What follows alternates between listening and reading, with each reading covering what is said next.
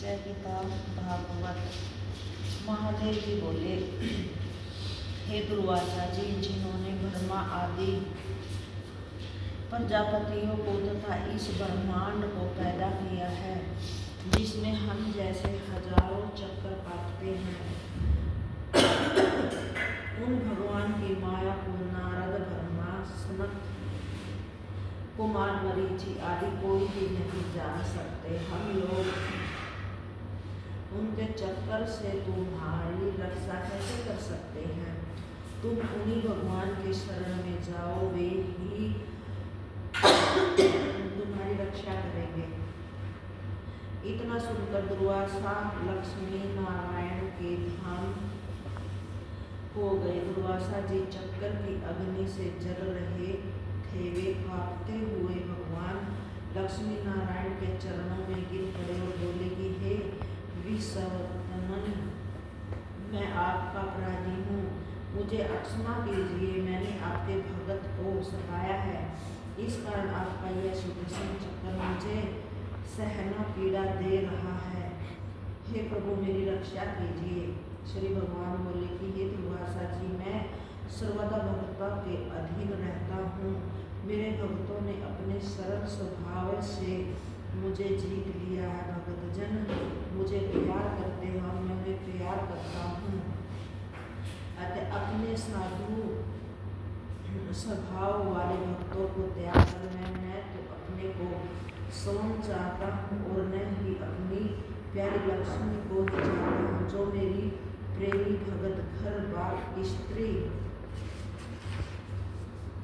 पुत्र तथा लोक परलोक को त्याग करके मेरी शरण में आते हैं, उन्हें मैं कैसे त्याग सकता हूँ? पतिव्रता स्त्री की भांति उन्होंने मुझे प्रेम बंधन में बांध लिया है। वे भगतजन मेरी सेवा के अतिरिक्त सालोक्य तथा सारूप्य मुक्ति भी नहीं चाहते हैं, क्योंकि मेरी सेवा को त्याग कर उन्हें वे मुक्तियाँ स्वीकार नहीं है। हे दुर्वासा जी, मैं आपसे अधिक क्या कहूँ? मेरे भगत तो मेरे हृदय में निवास करते हैं, मेरे अतिरिक्त वे और कुछ नहीं चाहते। इसी प्रकार उनके अतिरिक्त मैं भी कुछ नहीं चाहता हूँ। हे दुर्वासा जी, इसका एक उपाय है कि आप उसी मेरे भगत के पास जाइए और उसी से अक्षमा याचना करके कष्ट का निवारण कीजिए।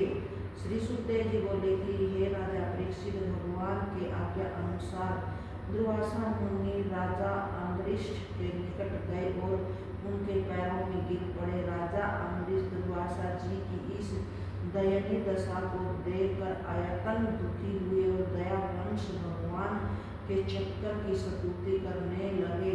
अम्बरीश बोले कि हे सुदर्शन चक्कर, आप शांत अग्नि है, साक्षात अग्नि है, आप ही सूर्य चंद्रमा है, आप पंचभूत तथा इंद्रियों के स्वामी है, आप हजारों दांत वाले हो, मेरा आपको नमस्कार है। इस ब्राह्मण को क्षमा कीजिए। आप परमात्मा के तेज है, मर्यादा रक्षक है, असुरों को भस्म करने वाली अग्नि है, आपको नमस्कार है। मैंने कुछ भी दान यज्ञ तथा धर्म का पालन किया हो और यदि मैं ब्राह्मण भगत हूँ तो दुर्वासा ऋषि जी का पाप मिट जावे।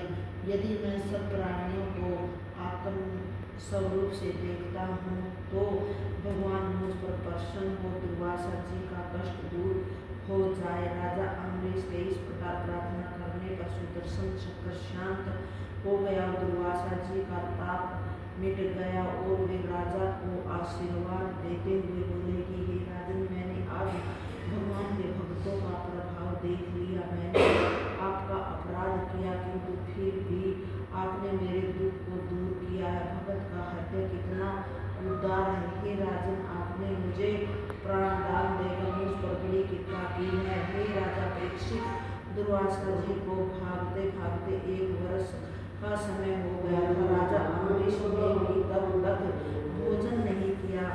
उन्होंने दुर्वासा जी को भोजन कराकर ही भोजन किया। जय गीता भागवत।